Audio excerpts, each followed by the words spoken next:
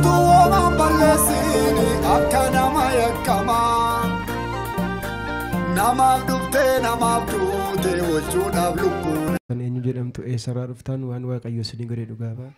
Maqaan koo Daraartuu Sayyoon jedhama. Asuma naannoo Mandaraa Kusaayeen jiraadha. Wanti ani waaqayyoon galateeffachuu barbaadu maatii makoo guutummaadhaan dhukkubsatu turanii dhukkubii kun immoo dhukkuba busaadha.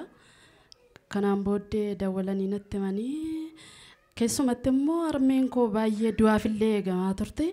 Ollaan illee itti yaa'ee bira taa'ee guutti bakka arramoo borduuti jedhanii eegaa turanii dawwalanii gaafa natti himanii asittan dhufeenii dhukkubsatootaaf kadhachaa jiru raajinii bakka maatii koo akkasitti dhukkubaa hundumatu dhukkubsataa keessumatti immoo harmeen koo du'aaf eegamaa jirti jedheen iddoo kanatti raajiin fanaa kadhatanii biyyuma guutummaadhaaf kadhatanii dhukkubi busaa yeroo sana gadhiifamee jira waan ta'eef dawalii gaafadhu fayyaniiru harmeen keessa fayyiteetti dhugaa baay'inaan jedhanii waaqayyoof haa galatu amma dawalee gaafadheennaan hundi keenya iyyuu fayyineerraa rakkoon tokkoon jiru nuunoo waa'ee isaayyoo irraanfanneerraa yaadda inni naan jedhanii kanaaf nu waaqayyoon galateeffadhaa isinillee naa galateeffadhaa. Harka keessa walitti buusaati waaqayyoon galateeffadhaa fi inni lammataa mucaa kona duraa dhukkuba ture mataasaa kanaan hooqaa baay'ee madaa ture. Enna asitti kadhachiisee fi qanii roobirradha soomsaalatiidha.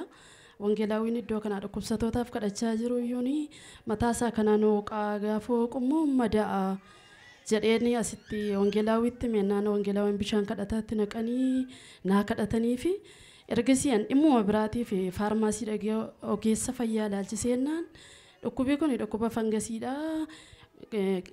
Qorichi dibamu jira yoo bituu fi barbaaddinaan jedhani ani isa bituu fannaqeetu hin ta'in dhukkubichi maal akka ta'e gaafachuudhumaa fedheeniiti isaan booddee an qoricha sin binnee fi waaqayyotti amanee bakka erga kadhatamee fi waaqayyoon fayyisa waan ta'e fedheen amanee dhuman dhiise kun amma mucaan koo naa fayyeera mataan isaas nagaadha kanaaf waaqayyoon hin galateeffadha.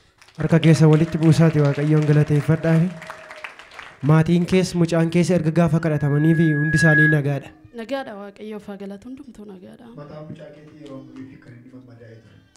Akka torban tokkooti dhukkubichi anaaf addisiidha duraan nagaadhuma ture booda bakka harka namaa nooqa bakka booda baay'ee hooqaansaa kunillee gaafa nooqu malaa godhata harka isaa jalaan madaa deema ture.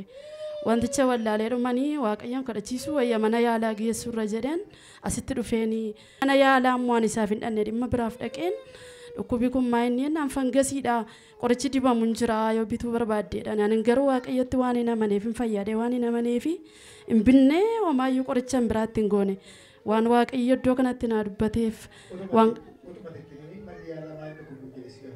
anatu gaafate anatu dhukkuba akkas akkasiidha nooqaa jedheen ilaalchiseennaan dhukkubni kun fangasiidha qoricha qabaa naan jedhanii an garuu qoricha hin binnee fi homaayyuu itti hin goone waan asitti naa kadhatameef garuu waaqayyo naa fayyiseera mucaa koo kanaaf hin galateeffadha.